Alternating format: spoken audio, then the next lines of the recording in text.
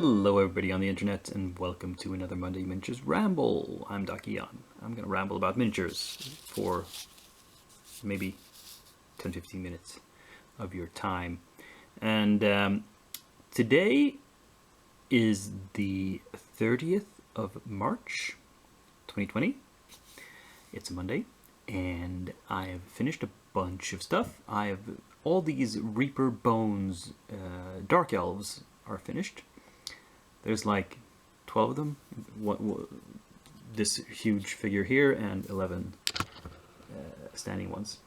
And they're not super well painted because the thing is, Bonesium, even Bones Black, when they have these hyper detailed minis with a lot of fiddly stuff on them, it's really hard to get across in the Bones material. And I mean, the tattered cloak looks fine and the hair and so forth, but her armor or clothing or whatever it is, it's really hard to tell what it's supposed to be because the detail gets a bit lost. Is it supposed to be chainmail? Is it straps? Is it cloth? Is it leather? What the heck is it? And so, you know, I just kind of indicate that there's something there and hope that the viewer is happy with it. I mean, some are easier. I mean, this is clearly, the armor is clearly delineated on this one. But this is a Bones Black mini, so it's better material and it takes the detail better. Some of these are older. It's a collect. This is a combination of stuff from the latest Kickstarter, Bones 4, and some that I bought from the Reaper store that I think came out in the previous Kickstarter in Bones 3 that I didn't back. But yeah, and some is probably even older than that. But I'd show you the throne with the queen on it. I decided to paint the little crystals different colors just to liven the thing up. And there's hints of different colors in the stone of the throne. Tried not to go over the top with it. The back is kind of boring, but there you go. What else have I done? The only little flourishes I've done is like when I dry brushed the bases, I went ahead and weathered the edges of the cloaks and skirts and whatnot because they looked like they needed it. Perhaps shows it a bit clearer. They're sculpted to be kind of tattered. They're torn along the lower edges, like they've been dragging on the ground, and so I thought adding a little wear in like there's dust on them would be appropriate as well, and I've done that. They're all like that. They all look like sort of like that. So didn't do it so much on his skirts. Maybe I should have done that, but oh well. Minor detail. These are good enough for run-of-the-mill miniatures, I feel.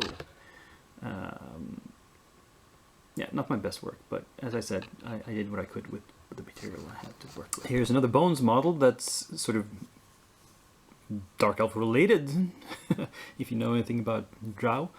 But I thought it deserved its own showcase, and it's this giant spider. Which I've tried to liven up with a few different colors. And there's a little bit of, I know it's supposed to look like webbing. This is simply the old trick of Uhu glue, and with some color in it in some cases. I did try to use a different technique on this, which failed, and I have to unfortunately criticize a product, and it's this stuff, the spider serum from Green Stuff World, which you're supposed to blow it out your airbrush and it's supposed to produce a sort of webbing effect. I actually bought this stuff a couple of months ago and it was sitting unused on my desk until now, when I actually had a project where I thought it would be useful. And so I broke the seal. See, this cap here, it was sealed, and it remained sealed during the entire time before I wanted to use it. But I don't know if you can tell, but there's nothing in this. When I opened it up, and all that was in this bottle was a bit of thick sludge at the bottom and at the top. So the only conclusion I can draw is that this bottle was not airtight, and it's evaporated in just a couple of months. And similarly, it came. They had a special cleaning fluid it's supposed to clean your airbrush with afterwards. Most of it, you can hear a little bit. This was a little bit more left, and it's still fluid, but it's also almost completely gone. And this was also sealed. The cap was sealed on there, and I did not break it. So yeah, I don't know, maybe I got a lemon, maybe it was just one or rather two defective bottles out of a larger batch, but I was not impressed. And, you know, I'm not inclined to try it again, because when something like that happens, it really hurts their credibility. So, but if anybody else has gotten this stuff to work, you know, give me a shout, let me know. Anyway, I think the spider works without it. And last but certainly not least, in the finished pile this week, we have a selection of sorceresses, or wizardesses of some sort. From Hassle-Free Minis, we have a lady in red. We have one in green, which looks much taller than the others. Well, she is slightly larger scale than the others, actually, but also standing on a big rock and summoning something from below.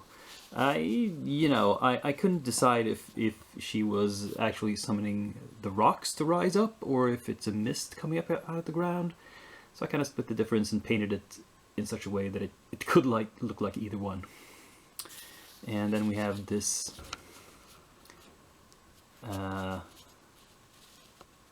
elven lady with the staff. Now, apart from this one has a lot of cuts and folds in her dress, but the other two do not. They're very smooth, and I don't know if you can tell, but I have gone back to what for me is kind of an old school way of painting. For these are not, I have not used a single wash on these two. Well, not on the dresses anyway. On the hair and flesh I have, but not on the dresses. The dresses are painted purely by layering up from dark to light, in the way that I used to do everything. And it's especially subtle on this green one, because it's so smooth. There's so little in the way of bumps, so to speak, on her. So yeah, that was interesting. A little bit of a retro style for me.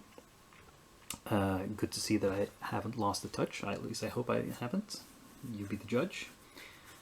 Anyway, that was the last of the finished stuff this week. Let's go on to works in progress. Here we have this assemblage of bandits from Midland Miniatures. What's happened so far is they've been primed in a light tan color,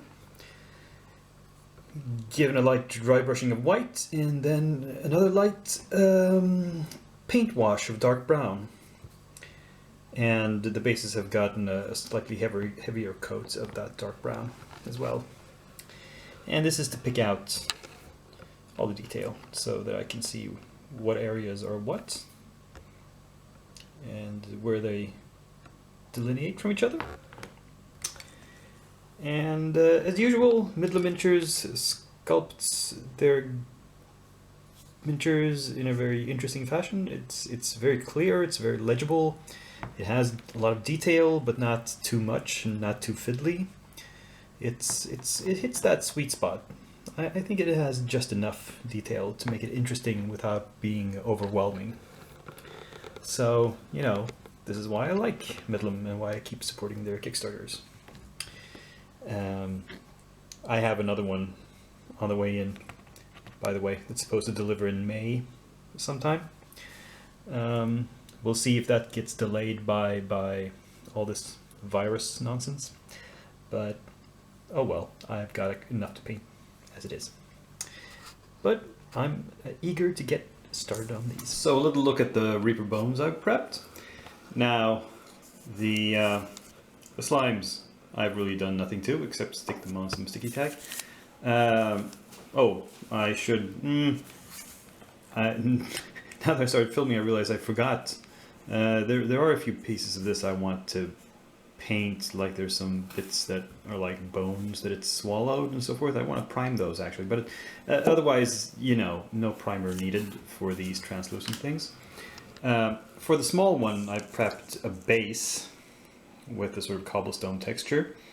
I'm going to paint up and then glue this onto the base afterwards. This big one I don't think needs an extra base. It's stable enough to stand on its own. The two pieces of scenery, they are primed German grey, and then they've been given a light base coat of black. Just, you know, some fancy. And these translucent things have been glued onto bases, and the actual bases have been primed in it's Reaper's Grey brush-on primer, actually. And yeah, I straightened out the tentacles on the Displacement Beast. They were all, well, straight. They're not straight. I mean, they were all like jumbled up and tangled up and like looked like a comb over. All four were on one side. So I fixed that at least. So I mean, I think canonically Displacement Beast is supposed to be black, so it'll just be a very, very deep purple, perhaps. We'll see. And these crystals I'll paint like the others that I did before. And yeah, I'll just sort of do the best I can.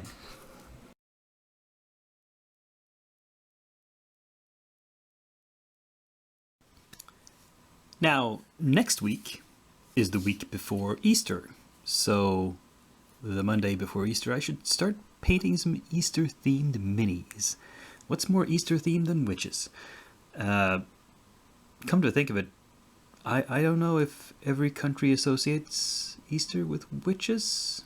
It's when the witches fly to Blokula to party with the devil. At least around here it is. Anyway, I suppose the Easter Bunny or something like that would be more, even more Easter connected, but I don't know of any Easter Bunny miniatures. If you know of any, let me know in the comments and I'll make sure to get them for next year. But for now, we'll make do with witches. And as it happens, I have a ton of witches, even on brooms, among these Discworld minis. And it's the three classic witches. We have Granny Weatherwax here, Esme, as she's called here. That's her given name, Esme Weatherwax. We have Nanny Og, and we have Magrat, the young witch in training. And two of them are available on non-broom forms. Here's Esme Weatherwax standing in unusually fancy getup, like a ball gown, and Nanny Og in just her normal clothing, but just standing on the ground. There is no Magrat mini non-broom riding.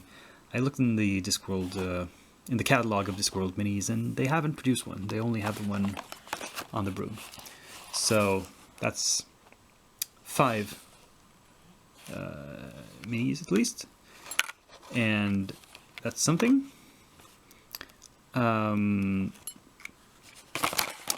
That's enough, you know, for this project, I think. So these will be my character minis to prep for next week. What am I going to do Well, for the monsters? I thought I'd go with a sort of vegetative theme. So, from the latest order from Reaper, I've got these Veggie Pygmies. 3 packs of 2 each, that's 6. We also have 2 little fungus patches.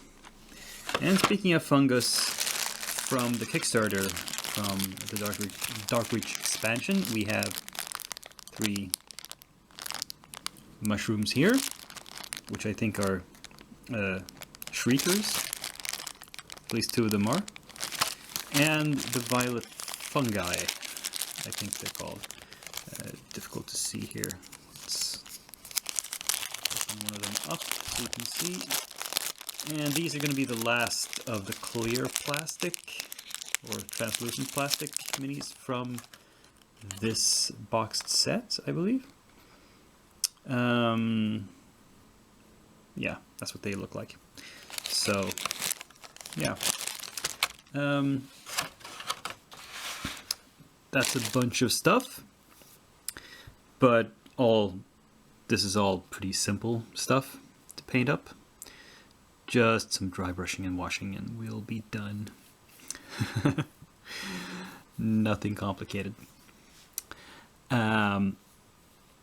So yeah, that was this week's episode. As always, I hope you enjoyed it. I hope you followed it all the way to the end. If you did, please click like, subscribe. Share the video if you think somebody else might like to watch it, and comment about what you thought of it. I will see you again in a week. Same day, same channel, same Dakian, still rambling. But for now, he's signing off.